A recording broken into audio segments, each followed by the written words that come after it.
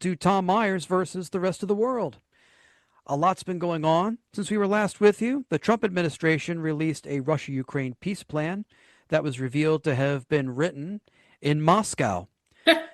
Marco Rubio really botched that one. He couldn't have fucked it up more if he said the person who wrote it accidentally fell out of a high-rise.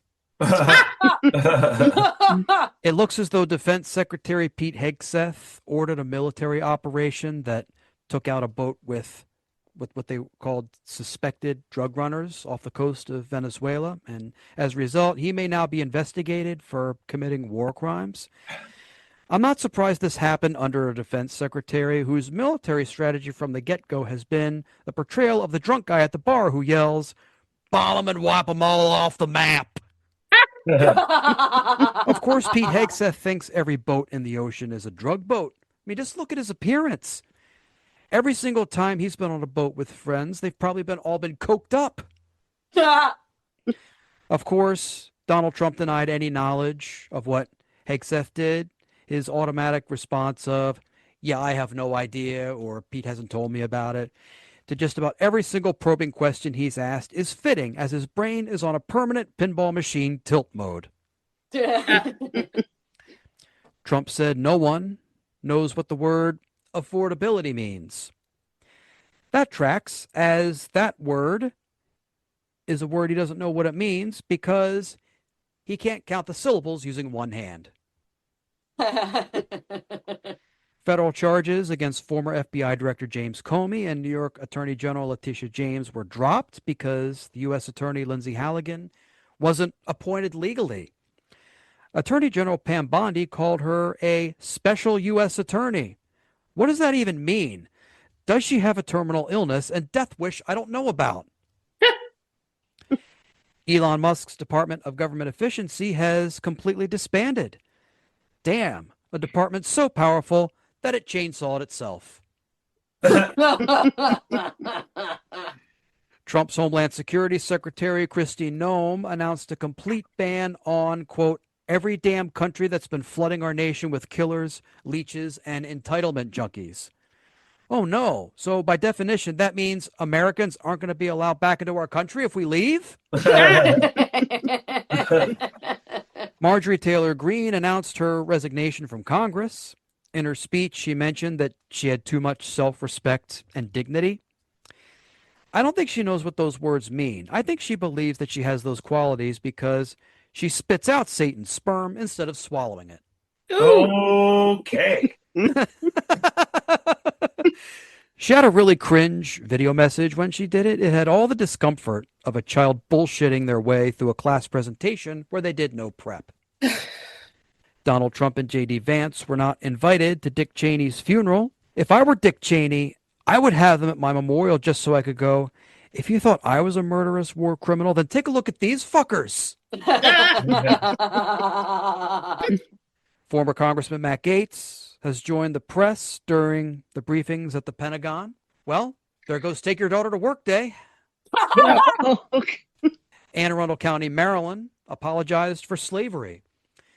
My home county, Harford County, also in Maryland, did as well. They apologized that it ended. Oh, yeah. And on that note, on with the show. Joining me this week to go ahead and discuss the big topics are Polite Kitty, Walter Gottlieb, Valerie, Paschall, and Alyson Chadwick. Hello, Tom. Everyone, welcome. What's everyone been up to this week? Oh, well, stuffing our faces with Lexapro and turkey. Yeah, I just got back from Minneapolis where I visited with family. It was actually a wonderful Thanksgiving. And yes, I ate way too much. Oh, and I bought a plate in Minneapolis that says Stony Brook and has a map of Long Island. Oh. Because that makes sense. Cool. I had 3 servings of baked macaroni and cheese, and I didn't die. Ah. We're all celebrating that Valerie's here. Yay. And we had a cross-cultural Thanksgiving with our Jewish family and my future Irish Catholic in-laws. So it was a great Thanksgiving for ecumenicalism, if that's even a word. I say that is quite the bishop. Isn't I it? feel like I feel like we're all at school. Okay, my turn. My Thanksgiving is. Mr. Myers, see me after class. I've heard that too many times to I count. bet you did. But no, Thanksgiving this year fell on my sister's birthday. So it was like all of the attention was on her, which is actually great for me because that means I don't have to answer to any of the shit that I did the past year. Yeah, my birthday occasionally falls on Thanksgiving too, but usually that just means I get a cake while other people talk over me. Believe me, it can be done. What is with all the November birthdays? You guys think back 10 months. I guess it was what, February? Valentine's Day. Oh, there you go. Okay. It's somebody's birthday. Well, I mean, if they're going to be conceived around Valentine's Day, 10 months later, you got your Sagittariuses. Tom Myers was go. conceived on Memorial Day, so that means let's see, 8 months, 9 months from May. When were you born, son? Congratulations, the government is closed. Let's fuck. We What might else you be gonna do? fixing. It was like you were in my parents' bedroom, Val. Like that's exactly what they said. It's not just those of us who never supported Donald Trump who feel as though he's turned his back on the country, but even some of his supporters are starting to feel that as well. While he has lost elements of the Republican Party and the traditional supporters of that party in past election cycles, he is closer than ever to his base of support falling apart, as we can see in this clip from an interview with a survivor of Jeffrey Epstein. You and other survivors have not been afforded a meeting in the Oval Office to make a personal appeal to this president. If he happens to be watching the program right now, or if you did have the opportunity to meet with him, what would your personal appeal to him be on why he should release these files? I understand the predicament he's in. I try to understand. I try to be compassionate. I try to be patient. But we are now decades into this where the survivors have been begging and asking and pleading with not just the politicians, but the public to please help us understand what we went through and try to support and help us get to some type of resolve. And, you know, if I could sit down with President Trump, it would be to look at him and say, where did we go wrong? Who owns you? What happened from last year to now? What event or what person or what influence changed the fact that you campaigned in 2024 on releasing the Epstein files? And how do we get back to the person I voted for and put in office? Because I feel extremely betrayed. I really want to think like this could be the downfall of Trump, but I've heard that said about so many things before. It's like I'm almost numb to it. I think he's Teflon at this point. I think he's gonna.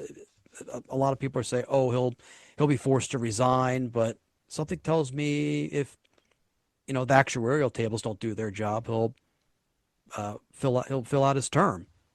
Great. So if he's forced to resign, then we get Trump Jr. Yeah. Katie Vance, who Southport Park portrays like Tattoo on Love Fantasy that. Island. Yeah. He's not going to resign. He might self-implode. I mean, I think he's going to lose a lot of his power. James Carville just came out with a thing this week that his presidency is over because he's losing a lot of support. I mean, this whole thing with bombing the boats off Venezuela and the Epstein thing, I think he's done. But that doesn't mean he's going to leave. It's just so early, right? It's been such a horror show, and we're not even a year into the second Trump administration. It's like no matter what happens, we got 3 more years of these fuckers. Yeah, but I don't think he's going to be able to another. get as much done because I think he's had a rubber stamp from Congress. I think Mike Johnson is over it. I mean, I just think I think Congress is over it. He doesn't have the same power he used to have, and he's a lame duck. I want to believe you, Alyson. I really do. So I'm going to be optimistic. I'm hopeful for the first time since he got reelected. And I'm generally not, I'm a Met fan. I'm not hopeful about anything.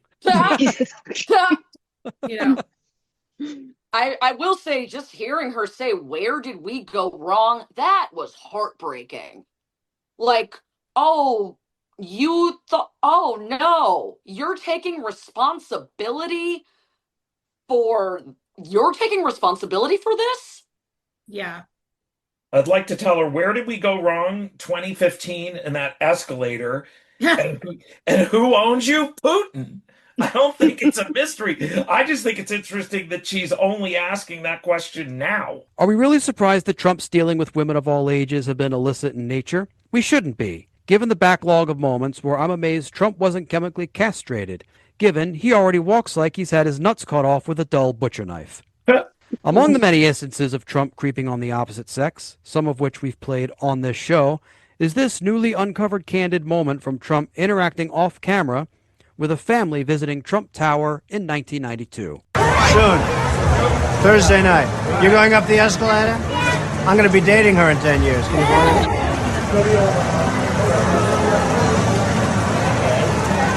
Okay. And that, kids, is how I met your mother. I still think it was creepier when he said when Ivanka was 16 or something that she was hot. That's still a little creepier, isn't it? Well, he did say he would date her. He said he'd date her. He also said he went into the Miss USA pageant when girls were undressing because I own it, so I can go back and inspect it. That's why I'm not sure why this woman that Tom played in the previous clip is so shocked at all this, and she's still voting for him in 2024. He was already an adjudicated rapist, and somehow, I don't know. Yeah, I know. Oh my gosh, why? She lives in an echo chamber where these facts don't make it in. Yeah. Yeah, I mean, the fact that they're with his good pal, Jeffrey Epstein, like that's been out there. Yeah, but you'd be surprised how much these people don't see. That's fake news to them. Well, Tom played an MSNBC clip that probably has a total viewership of 6, including the 5 of us. Meanwhile, Joe Rogan has, 10 times more viewers than any of the networks? It's a little bit of a problem. They're just not seeing anything that goes against their worldview. The frustrating thing about this is when he campaigned for the presidency the first time, the 2015 and 16 cycle, stuff as far as his impropriety in terms of any sort of sexual nature just kept coming up and coming up and coming up. It felt like every couple of weeks I was hearing something new that he would say, something new would be released. There's the, Access Hollywood tape. And I remember feeling just like I was reliving any sexual harassment and assault I had experienced over and over and over again just by having to watch him do this over and over and over again. And I've come to a point where I'm so desensitized to him saying something else awful and creepy that the worst I can do with this the 150th fucking clip of him that I'm sure exists out there, I'm just making up a number, that all I can do is just go, oh, ew. Yeah, I think that number's pretty low, to be fair. Val. Comparisons to today's events have been running rampant in recent years, and while they may seem tiresome, is there a reason for them? Are we really living in and forgetting the lessons we were supposed to learn in school? Joining us to discuss the historical significance of whatever I've been talking about on this show for the past 6 seasons, teacher, author, and historian, Dr. Sean Munger. Yay. Thank you. Dr. Munger, thank you so much for coming on. I know I've been trying to get you on here for a while. I'm a big fan of your YouTube channel. So Thank you. I love that you were able to make time to come on here. And I wanted to go ahead and bring you on because I wanted to get your thoughts on the historical comparisons to events going on. So you introduced me to something that you had come up with, which is called a Quiver theory, which which you described as like an unexpected weakness or potential collapse of a system previously assumed to be indefinitely stable. And I went ahead and based this entire portion of the episode around that. So you could probably help. You could probably help the panel, and myself and my audience understand exactly what you mean by that. Well, I came up with the idea of the Quiver theory a number of years ago. Admittedly, it is, I mean, I am a historian, but I'm hesitant to endorse it as a major any kind of provable theory in history. It's just not provable. This is just kind of an eyeball test. When you look back through the past and you see things like great upheavals or great changes, great shifts in society, in politics, in history, often there are what you could call foreshadowings of those major shifts. I coined the term publicly in some blog posts I did a number of years ago, but in specifically a YouTube video I did back in 2022 called The Meaning of the Titanic, which obviously about the Titanic disaster, but it's the point of view that I took in the video was that, I mean, the Titanic disaster is obviously very famous. There's a lot of trivia about it. People are very interested in it, but people don't really stop to think about what it means in the broader course of history. And that's also true among historians. There's not a lot of historians are not generally interested in the Titanic in the way that they are interested in things like the history of slavery or economic history or environmental history or the history of a particular country or, you know, whatever. It's like you're not going to go into a university history department and find a historian specializing in the Titanic. It doesn't work that way. So anyway, that was kind of sort of the departure point for my YouTube video. And what I had always kind of interpreted the Titanic disaster as being was kind of a quiver, a foreshadowing of something much larger that came later, of course, that being the outbreak of the First World War. So the reason the Titanic disaster particularly resonates, I think, is because there's a sense of hubris about it. The words unsinkable or practically unsinkable appear in every retelling of the story. I go into the video about how those words got into the story, what they really mean, what they don't mean, etc. That's beside the point here. But in the Edwardian and Victorian age, there was kind of and there is still today, it takes a different form, but there was a very kind of profound faith in technology and in the power of technology to transform society in very positive ways. Progress was the kind of the sine qua non of that era, and many people in the Western world, particularly society, you know, colonialist societies, Britain, United States, you know, countries like that, but you know, spoke to this idea of progress almost as a justification for, or explicitly as a justification for imperialism and things like that. But the narrative was usually, look, we're the most advanced civilization. We've developed all these technological things, all these industrial things. You know, we're sort of sitting on the top of the heap, basically, socially and culturally. And the Titanic being this technological marvel, supposedly, that was undone in this very spectacular way, sort of shook that faith. And then 2 years later, when World War I broke out, technology was the main reason, one of the main reasons why that war was so horrendously ghastly, because of the technologies of machine guns and aerial combat and poison gas and things like that, the submarine. And I just got thinking about those kinds of issues, about how there were other little cracks kind of in the foundation that you can see if you study the history of Europe and Western civilization in the decades before World War I. So that's, you know, got me thinking about that phenomenon of these foreshadowings of a much larger upheaval that may be coming. And the thing about Quiver theory is it's hard. It really only works in retrospect. It's really hard to look at something and say that that's a quiver of something that you don't know what is going to happen and hasn't happened yet. So it's sort of an eyeball, like kind of a touchy-feely type of test, which is why I say that it's not really capable of being proven empirically.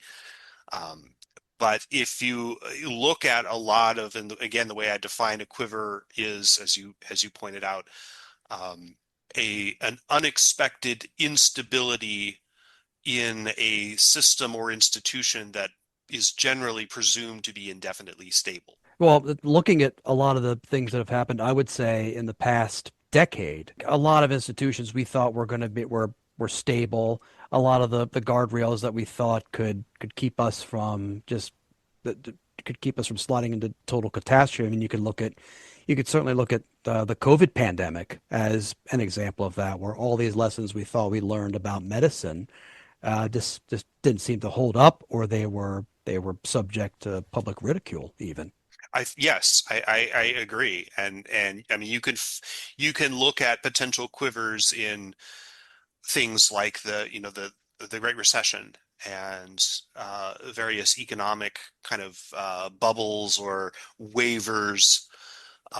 One which particularly interests me is the stock market crash of 1987, which remains somewhat mysterious as far as what really caused it, and even people argue about its effects, that it didn't really have any effect, or maybe it did, or maybe, but I find it interesting to look at that as a sort of a foreshock of the financial crisis that occurred later in the 90s and early 2000s, and then of course the Great Recession in 2008. I have not always been a historian. I used to be a lawyer. I practiced business law, and there was a sense in kind of the business and financial community before the Great Recession that, you look back at things like the Great Depression, and there was a general sense of, oh, well, that can't happen again because we have, the SEC, and we have, the Glass-Steagall, and we have all these and things like that. And obviously the Great Recession proved that, well, those things, those guardrails really didn't count for much in the end. So I'm very interested in sort of things like that. And one of the ones that particularly interests me in the recent world is Brexit, which was the start of essentially the dismantling of the post-war, meaning post-World War II, international political and economic order, which was set up after the war to try to minimize the chances of another major global conflict, or at least European conflict. And, of course, when we all grew up in the era when the EU was stable and world economies have generally been very stable, and quality of life for most people, at least in the developed world, has been very stable. And now that's starting to break down. And most of us who've spent our lives in that era don't know how to live in a world with the kind of instability that we used to have before the time where all of us were live. So I find that an interesting thing to think about. Donald Trump is not the first president to face a scandal, come under an investigation, or face a demand to resign from office. Each instance has varied by president to a degree, and some instances are more notable than others, as we can see in this excerpt from a BBC documentary about the final days of Richard Nixon.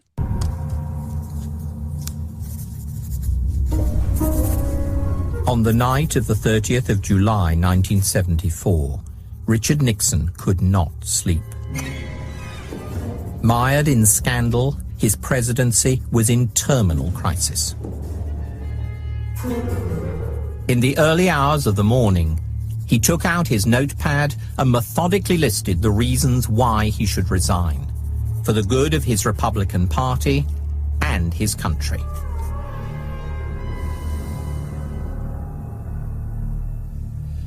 Yet Nixon kept returning to his gut instinct that he had never been a quitter, and resignation would be taken as a confession of guilt. As dawn came up, Nixon had been scribbling for 3 hours. Finally, he turned over his sheaf of papers and wrote on the back, "End career as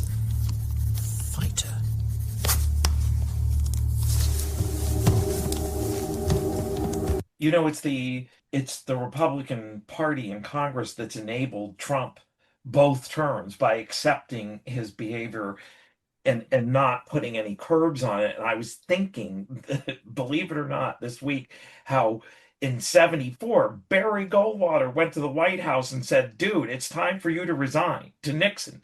And I am like, what Republican up to now has demonstrated the kind of balls where they would go up? And I'm not talking about Liz Cheney and Adam Kinzinger. I mean, somebody who's still in power. It's funny too, because didn't Nixon win with a huge, like he had a landslide, and Trump did not, and the people are still so afraid of the MAGA people. Yeah. I mean, Trump is a very different person than Nixon. Does Trump even have the capacity to think in those terms? I don't know that he does. I predicted a number of years ago, and I don't know that I cling to this prediction absolutely, but I still think it makes some sense that Trump will never give up power as long as he's alive. Nope. Yep. So he will die in office. Don, do you think there was anything in terms of a Quiver that could have predicted this? Sarah Palin. I mean, well, yeah, that's not a bad answer. Wait, what did you say? Sarah Palin. He said Sarah Palin, yeah. which I think is worth some study. I think that the declension of the Republican Party has been going on for a long time, for 40 years or more, 50 years really. You can argue about, is Trump a symptom of that, or is he a cause of the, a hastening of the decline or whatever? But it's really about a breakdown of institutions. The Republican Party is an institution that no longer functions. The Democratic Party is an institution that no longer functions.